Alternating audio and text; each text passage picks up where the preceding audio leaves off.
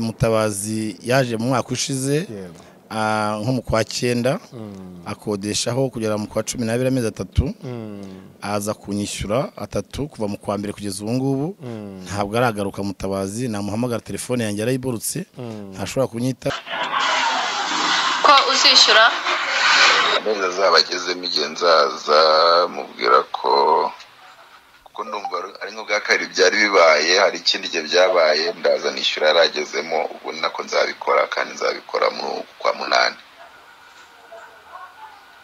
ubwo yakomeza akagutegereza aho bizabigereye nje mvugishije ava ngo hari ibyo arimo ngo azaza kandi umwaka urashize nkibaza umuntu nka Mutabazi yaje ambwira ngo na apotre umuntu umukozi w'Imana mwizera nk'umukozi w'Imana nzi yuko iyi nzu yanjye niyo yakagombye kumfasha kwishyurira abana n'iki byose none kugeza inzu yanjye maze umwaka wose ugiye gushira ubu nabigenzane kangera ubundi yarabanye gute n'abantu babo mwari mubanye gute ahangaha agera ahangaha hari abanyeshuri biga muri kaminuza b'abahepfo ahangaha nibo numvise abwira ko ngo yarangije Christe nawe ngo yize ibintu by'ubwubatsi nubwo ngubwo twije tuganira ahangaha ubundi yajyaga aza ninjoro ubundi akagera mu gitondo ntabwo Mutabazi ntabwo ugeze ateka ahangaha ubundi sinzi uburyo abaho araza akinjiramo gusa ribi mushake imuzane ankingurira inzu nta muntu ujya ubura muri kino gihugu cyacu gifite umutekano wuzuye urumva cyewe nje nibyo ndi musaba niko mutankorera raporo njyane muri ribu mbere kiko ari umuntu uteka mutwe ukuzana akantu agashyiramo gakinga inzu umwaka wose ko ari ibintu ashaka kugira ngo anyikurizemo ku kiribi tamushaka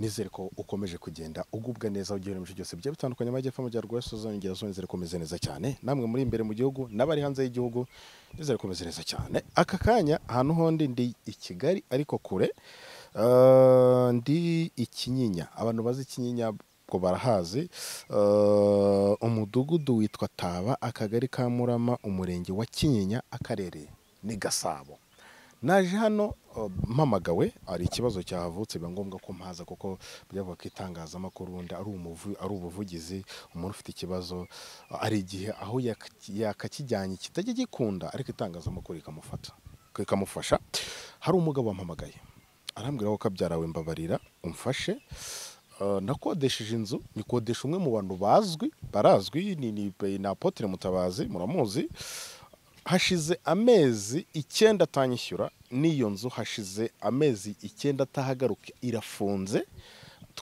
nicyo gituma twaje tugera kuri tere hano byabereye nyene hano mu murenge wa Kinyinya tujye kuganira nawe tubwire se nibiki koko habaye kindagegeza no guhamagara Mutabazi kuko kugira ngo tubalansinge ndageza kumuhamagara mubaze impamvu ataza ko hari nijwi ya arenda raza no kongera kuri twumvisha ryo arimo kuganira n'ubuyobozi w'umurenge arimo kumubwira uburyo azamwishyura mu kwezi kwashize kwa 8 ariko ngo akaba ataramwishyura so reka nigira imbere kugira ngo nanabereka abantu neza hariho murabona n'ahantu banahinga hari bene ahantu heza cyane so ikintu ngiye gukora ngiye kugenda ngiye kwinjira nganire nawe wambwire byagenze gute ubundi Mutabazi bari babanye gute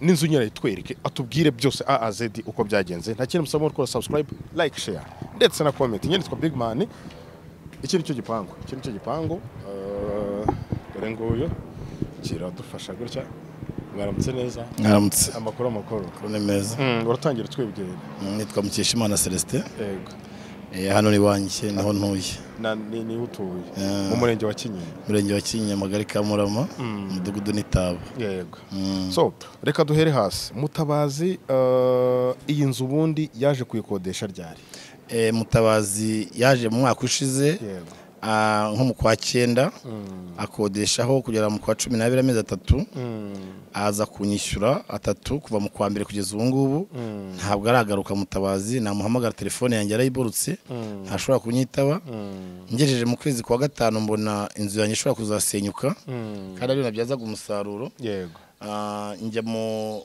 buyobozi bwa leta njya mu mudugudu araza nkorera raporo njyana ku akagari nako karamuhamagara yego aranababwira ngo mu kwezi kwa 8 kwashize ngo ashobora kuzaza akanyishyura amezi yose hanyuma ndategereza ndamuheba nongeye kumubura njya kwa gitifu w'umurenge yego gitifu w'umurenge arambwira ngo ninjye mu bunzi ndaza njya mu bunzi abunzi bampa conference yo kumushyira barambwira ngo iyo adasinyeho naho atuye ntibasinyeho nta yindi conference bongera kuma kandi itegeko rivuga yuko abunzi ari bo bagomba gukingura inzu umuntu yakinze bibonye gutyo ko ntashobora kumubona bambwira ko atuye za Gicumbi ndazenguruka mbura ahantu atuye igicumbi ngo za Byumba mbura ahantu atuye ukira ngo gato wavuze ngo convocation ngo nawe agomba kuyisinyaho iyo atayisinyaho ngo isinywaho n'ubuyobozi bw'umudugudu bw'ahatuye none rero nahamuza ahantu atuye warahabuze bigaragara yuko ibyo umurenge wambwiye n'ibyo akagari kambwira no kuvuga ngo ntabonye Mutabazi iyo nzu yazagumaho mpaka yaguma gutya njyewe rero ndimo impamvu nabitabaje ngira ngo munkorere ubuvugizi baze bankingurira inzu yanjye Mutabazi yararashyiramo umukeka n'amato nta kindi kintu kirimo n'udukweto ariko Mutabazi abo mpuye nabo babasha guhurana bakavuga ngo wa mugabo ntaramenye gakingura inzu ngo njye kumucisha amafaranga Mutabazi rero niba araje kuneka umutwe ku nzu yanjye nambabarire n'ubuyobozi bwite bwa leta ababa bafite ubushobozi bwose dore ko twebwe tumara kubona ibintu byadushobeye tukitabaza perezida wa Repubulika kubera ko ari uri hejuru y'inkiko njyewe rero Mutabazi naza nkingurira inzu ari muri uru Rwanda ntaho yagiye yenda amafaranga tuzasigare tubiganiraho nyuma ariko anyinguriye inzu we ari kuvuga ngo wa mugabo ntagarakinga nahuye n'umuntu ambwira gutyo ati witonde kuzakingura inzu Mutabazi yakinze yego ndiyaje rero kunkoraho misiyo yo gushaka amafaranga nese ubu iyi nzu ingana gute iyi nzu ifite utwumba tubiri n'agasaro ndabona muri saro nta kintu harimo ibirahuri n'ibikombe nta kintu yazanyemo bigaragare ko ari ibintu byo guteka imitwe yashatse kugira ngo azaze kunserereza narirukanse nataye akazi hejuru ya Mutabazi iyo ugerageje kumuhamagara yarakuburotse yaramburotse telefone yanjye ntashobora kuyifata ntagashobora kuyifata umuntu yavugishije ni gitifu w'akagari cyo kuba n'umurenge numvise avuga ko n'umurenge yaba yaramuvugishije avuga ngo hari ibyo arimo ngo azaza kandi umwaka urashize nkibaza umuntu nka Mutabazi yaje ambwira ngo na apotre umuntu umukozi w'Imana mwizera nk'umukozi w'Imana nzi yuko iyi nzu yanjye niyo yakagombye kumfasha kwishyurira abana n'iki byose none kugeza inzu yanjye maze umwaka wose ugiye gushira ubu nabigenzane kangerageze muhamagare ndeka mfata telefone tuvugane yuko wenda yaza kumbonera umwanya tuvugana kuko ntago waza kwitangazamakuru uje kubeshya ndakeka ntago nyika ni wanjye yego namfata ubwo ndabona turimo gufata telefone namfata n'ubundi turakomeza tuvugane ubundi yarabanye gute n'abantu babo mwari mubanye gute ahangaha hari abanyeshuri biga muri kaminuza b'abahepfo ahangaha nibo numvise abwira ko ngo yarangije Christe nawe ngo yize ibintu by'ubwubatsi nubwo ngubwo tuje tuganira ahangaha ubundi yajyaga aza nijoro ubundi akagera mu gitondo ntabwo Mutabazi ntabwo ugeze ateka ahangaha ubundi sinzi uburyo abaho araza akinjiramo gusa akinjiramo akaryama akinjiramo akaryama ugacya akagenda nta kindi kintu kibamo hano nta ntebe zibamo niyo matora z'akaryamaho kumukeka none se iyo muhamagaye kumubwira ati wenda ukamwandikira message kumubwira ati message namwandikiye na conference abunzi bampaye narayimwoherereje ntiyagira ikintu avuga araceceka hari nabonye hano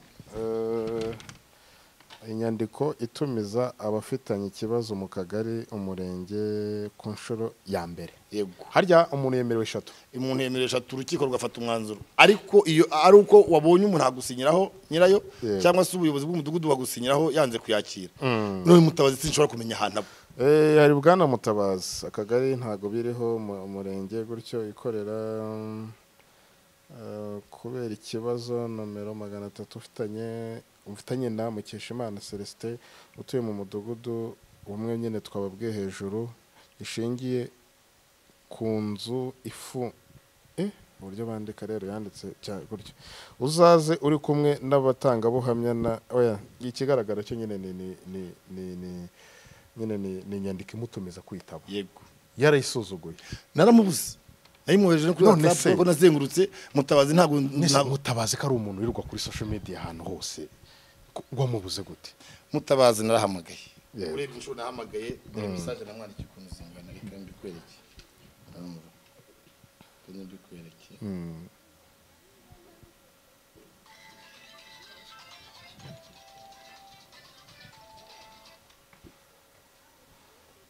ibibazo ko bikomeye kuba ibibazo. Ubwo amezi 9 n'ibihumbi 630 niyo arimo kubazwa. 630. Nese wende yo muvuga niyo wenda buyobozi nta wenda yigeze kugenda utanga nimero mu karere cyangwa mu murenge ngo bamuhamagare. Umurenge waramuhamagaye. Nubwo ejo umunyamakuru wari urahanga yitwa Papi yahamagaye gitifu umurenge. Yego. Aramubwira ati uwo mugabo twaravuganye ati nanjye ubwanye nagiye gutanga ikirego kwa gitifu umurenge. Yego. Aramubwira ngo hari ibyo arimo ngo azaza. Ukibaza umwaka wose umuntu uzaza yarakinze inzu niyo ikinze kwibimo gusenyuka nta dirishya nta mwuka winjiramo. Niyo mpamvu nahisemo kugira ngo nitabaze izindi nzego zindenganura kamufasha. N'umuyobozi w'umurenge yaramuhamagaye amubwira ko nabona umwanya azaza. Abo umuyobozi w'umurenge yangira inama nyine y'abunzi. Abunzi nabo bambwira yuko atabonetse ngo asinyeho badashobora gufata umwanzuro wo guca urubanza. Kuri rero umutabazi naramubuze na telefone yanjye ariboroka n'ubu nahamagara ukareba ntabwo yemera gufata telefone yanjye. So nakomeza kubura biragenda gute? Ngiye nakomeza kubura nta kindi kintu leta imfashije kugira ngo bankingurire inzu bategereje abunzi. Kandi abunzi nabo badashobora kuzafata umwanzuro w'urukiko uko byagenda kose dufite igihugu kigendera ku mategeko. Hari icyo bazamfasha ndakizeye suko batamfasha nuko nyine ari ayo mategeko yaje mu bunzi urumva bikaba bisaba yuko ubashaka umuntu procedure nyinshi kandi ibintu byaje imiteka mutwe sinawe wenyine hari abandi bantu basigaye bakingura amazu barayataye gutyo ugasanga bagiye mu nkiko bagashaka indonke ku bandi bantu kubera ibintu byiteka mutwe. Ntabwo rero nanjye sinari naniwe kukingura ngo uramukeka we n'amaturambishyira ahantu nshyire mu ndi muntu ariko ikibazo nuko anshakaho kugira ngo abone imbarutso kandi mutabaze ntabwo twuziranye nta nicyo mpfa nawe namubonye aza gutya. Yego. Namubonye aza gutya anyibwira mvuga ngo nindebe kuri social media bya bindi kuri YouTube. Mbona isura irasa gutyo mbona ko ari umuntu wibashye. Yego. Muhinzu nta ibintu byiza nigeze mugora ntabwo nyize njya gute. Inzu arangije yikinga imaze umwaka. Icyo warumbaje rero cyuko byagenda gute ejo n'umuyobozi w'akarere yarampamagaye ambwira yuko bagiye kunshakira uko babigenza hanyuma ubu ndategereje. None se ko nabona mu nzu nta n'ibintu bihenze birimo? Nta birimo pe nta n'ikintu yazanye igikapa kimwe afata inzu tuzenguruka turebe afata inzu ashyiramo umukeka ashyiramo n'intuzi ashyiramo n'akamatora ka simple nta n'ibindi bintu birimo rwose. None se ndamuhamagaye ntago amfashe kuri telefone ariko abantu ijwi rye bararize wenda nta buryo mwigeze kuvuganamo cyavugana n'undi muntu wenda mukamurika hakaba ari kodi ya yijwi kugira wenda n'umuntu uri kutwumva avuga ati wenda koko wa muntu ashobora kuba ari mutabaze koko. Reka nkumvishe kode ya gitifu muhamagara gitifu umurenge gitifu akagari ka Murama ndayifite hano yaba ari byiza kugira ngo abantu bumve neza ko ari mutabaze. Dere ngaha Aramutse. Yagukambwe wari ukiryamye. Oya. Nitwa Liliane. Yego. Igitifu akagari ka Murama hari umuntu witwa Celestin waruje kukurega. Ngo mwaragiye musiga mufunze inzu. Ubundi muri amahoro. Bari umuntu afunga inzu akagenda umuntu akagera ngo yarayifunze kandi nawe yarahuye n'ibibazo. Ndumva icyo namubwiye ubushize aricyo cyakomeza kuko namubwiye ko n'inzu zishyura amezi angana n'azabagezemo. Ko uzishyura? Amezi azabagezemo igihe nzaza mubwira ko kuko ndumva ari nk'ubwa kabiri byari bibaye hari ikindi gihe byabaye ndaza nishyura yaragezemo ubu nako nzabikora kandi nzabikora mu kwa munani. Ubwo yakomeza akagutegereza? Aho bizabigereye nje niho nzishyurira. Ibibazo byo namubwiye ko n'ubundi mbifite nubwo atari byinshi bidakabije cyane ariko hari ibintu ndimo nkemura. Ntagire ikibazo wenda ngo nzaza nishyura aho nabisigiye ko mbizi ko inzu ifunze nzaza nishyura aho bizabigereye. Ubwo ni ukuvuga ngo uzahera nyine igihe wagendeye ayo mezi yose uzamwishyura? Kugera ku kwezi kwa karindwi ubwo nyine nzabikora mu tariki ziri hagati ya 2 n'iya 5 z'ukwa munani. Okay. Sawa. Okay, ikibazo cya mbere ni sengero azabikora hagati ya mbere n'iya 5 z'ukwa munani. Turi mu kwa 9 ku itariki zingahe? 20 Turi mu kwa 9 ku itariki 20. Muri ayo matariki ageze waramuvugije? Telefone nanjye atayifata ntashobora kwifata. Yarakubrotse? Yaramburutse telefone yanjye ntashobora kwifata. Idunda rimwe gahita rivaho. Yego, ndabizi uburyo bigenda. So, ikindi kibazo akakemera kuza akakwishyura amezi yose agezemo. Niyo byaba umwaka utaha mu 2023 wenda tubwe no mu kwa 9 agezemo amezi 20 akaza akaguha miliyoni zawe zinga akaziguha. Ikibazo ryari nuko inzu yawe ifunze kano kanya nyine ikibazo ubwo ni uya urumva ntabwo inzu idakinguka idirishya. Inzu ihora ikinze ahangaha urabona ifatiye ku gipangu. Bashobora kuza bakamena inzu ejo n'ubundi akanyishyuza ibintu sindi umuzamu we. Igihe cyo nshaka nuko nkingurira inzu nkayikoresha ibyo nagumye kuyikoresha akayivamo kubera ko ubu ngubu ntabwo wahora ufunze inzu ngo uvuge ngo iyo nzu ngo umutekano wayo uzahora urinze. Yego. Namukodesheje inzu igomba gukingurwa amadirishya igahumeka, namukodesheje inzu igomba kubamo abantu, ntabwo wafatira umwanzuro inzu irisatagura. Kubera kudakinguka yagomba kumvira mu nzu. Rero njyewe ntabwo nshobora gukodesha umuntu ushobora gukinga inzu akagenda. Abaye ariko kumva kano kanya nicyo bamubwira. Abaye icyo numva muri aka kanya namubwira inkingurira inzu ibindi tubiganire nyuma iby'amafaranga. Ntabwo ndeba ku cy'amafaranga cyane ahubwo ngendere mu buzima bw'inzu yanjye. Amafaranga yagubye kuyanyishyura nk'umuntu nahaye inzu kandi akaba bizi ko atanyishyuye koko. Ariko niba inzu ikomeje kuba ikinze gutya ni ikindi kibazo. Yego. Ese mu mezi wambwiye ko yari amezi 3 yabayemo mbere y'uriya mwaka. Kuva mu kwezi kwa mbere kugeza ubu nta faranga arampa. Icyo gihe wenda ndumva mfite message yaho yanyohereje amafaranga icyo gihe. Hose wenda yishyuraga neza. Kuva yagera muri inzu ntabwo ugeze nyishyura neza. Urumva hahoraga mbwira ibibazo ibintu nk'ibyo ngibyo. Ndabona ari n'inzu itari nini cyane. Ni utwumba 2 n'agasaro. Ese amafaranga 630 kari menshi kabyara. Kandi avanga amezi yose azagera amazaza yishyure. Ariko ngewe sinzi wenda iryo tegeko niba ribaho. Niba mugani dore hano harimo materano n'intuzi. Umukeka. Ubundi mbere twajyaga dufata iyo umuntu amaze nk'amezi 3 atishyura cyangwa amezi 4. Ukagenda ukabwira umuyobozi w'umudugudu agasaba akagari bakazana abayobozi b'inzego z'ibanze bakandika ibintu birimo mukabifunga mukamutegereza inzu mukayikoresha icyo mwagomye kuyikoresha mugategereza inzu yazaza agafata ibyo bintu bye akakwishyura amafaranga yawe cyangwa se yakubwira ati bya bintu bihure n'amafaranga nari nkufitiye nta bundi bushobozi nabyo mukabyumvikana. Ariko iwe nta n'ikintu kirimo. Ni kera kamatonura mukeka. Urumva? Nibe nabandi yenda haba harimo saro akaba harimo ibintu ugapfa yenda kuvuga uti reka ndirire kuri ibyo ngibyo. Yego. We nta birimo rero. None barafata matera n'umukeka. Matera n'umukeka se byamarira iki? Nanjye nibazaga harya ntago byakunda nka buriya inzu ukwe urayikeneye nyirayo ntawo hari. Iyo nta tegeko rihari rivuga ati wenda niba nyirenzo ubuze amezi nka 3 inzu ndayisubirana. Ibyo biza muri kontra. Urumva ntago wakingura inzu umuntu yayikinze. Yego.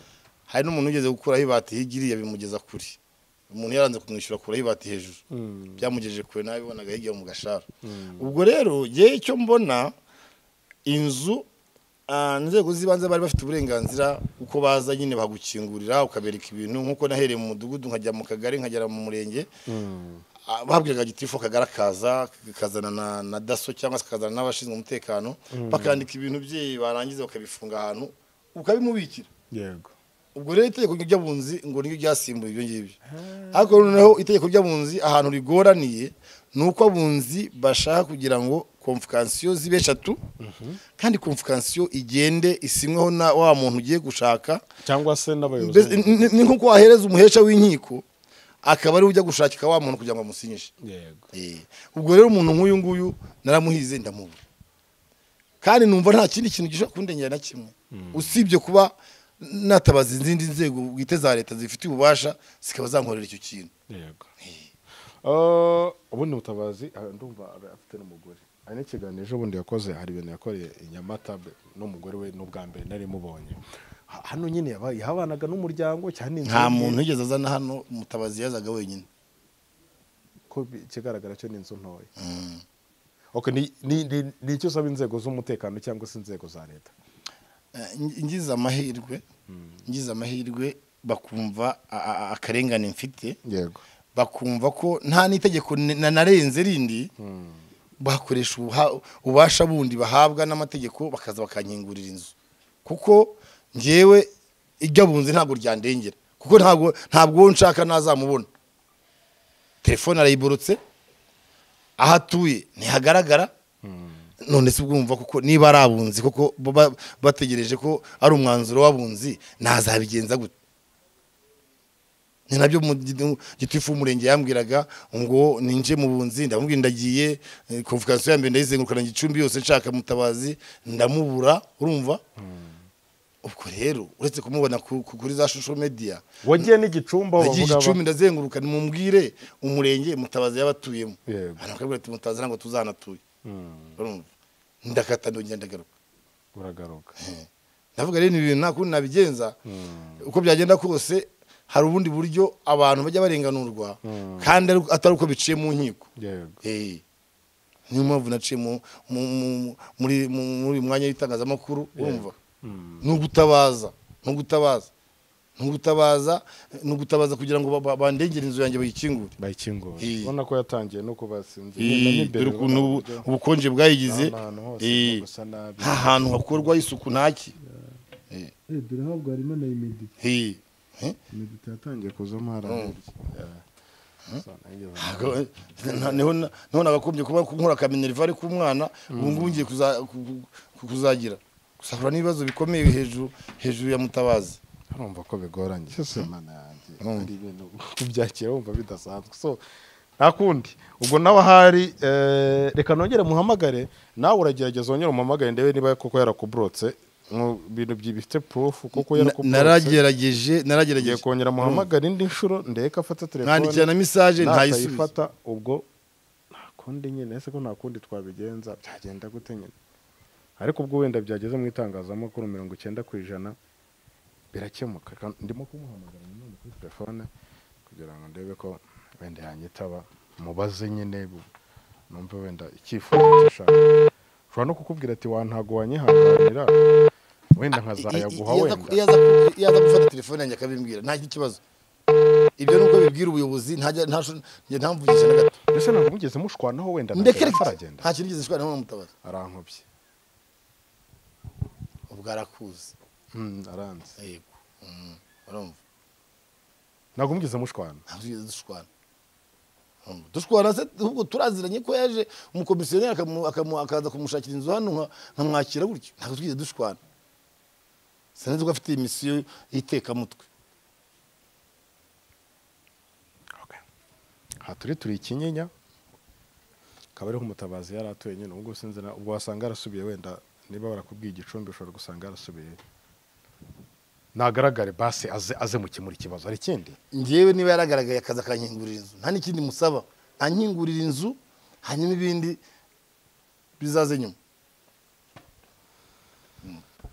ariko ibuye ryagaragaye ntabwo riba rikisha isuka aho kugira ngo agende avuga ngo ntabwo wa mugabo arananirwa urumva kugira ngo ukingure inzu umushyira amafaranga urumva ibyo byo birakomeye ntabwo nshobora rero kugira haje numva nka gutya inzu ubonye iri kwangirika sibyo ugamagara sinzi wenda nabwo sinzi mu bategeko niba byemeye ugamagara nk'itangazamakuru sibyo kuvuga ati ngiye gusohoramo ibintu byose babikamera mbifunga abantu bose babireba hari inzego za leta zihari byamfasha hari inzego za leta zihari byamfasha kuko amezi 9 ni amezi menshi cyane amezi 9 menshi cyane so reka ubwo turaza kureba ikiri buze gukurikira ko ubwo bigeze mu itangazamakuru birakemuka 90% biba bigiye gukemuka hari igihe ari buze kukwihamagara hari igihe ari buze kukwirebera nanjye nampamagara wenda ashobora gusanga ari busy ndamubwira ati umugabo we yananyibwiriye yuko nta n'amafaranga akeneye inzu,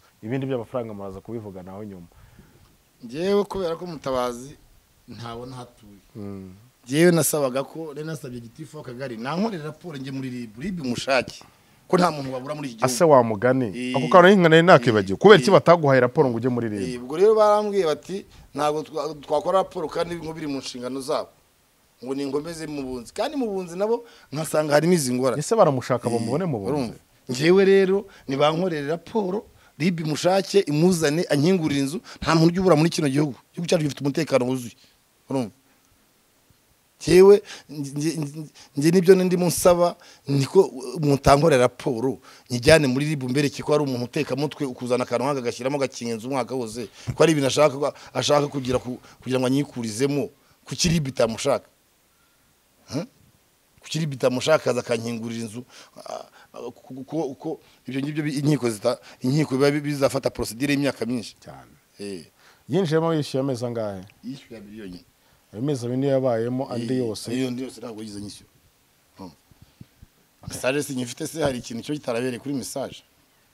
Okay Mutaba, nukuri ku ruhande rwanjye yaza amukavugana bikarangira akishyura sibyo, cyangwa se niba ari uburyo bundi mwakumvikana ko bijyanye n'amafaranga umuntu akubwira ati nzabona mu gihe kingana gute, nibyo byaba ari byiza. So reka nkushimire, wakoze cyane. Nakoze namwe kandi wihangana ubwo, ariko inzego z'umutekano zo zibereho n'inzego z'ubucamanza biraza gukemuka ubwo bimenyekanye bikajya hanze.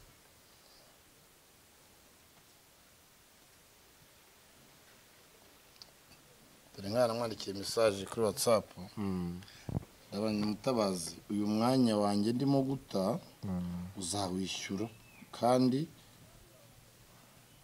abikene nibikomeye urakira nibikomeye.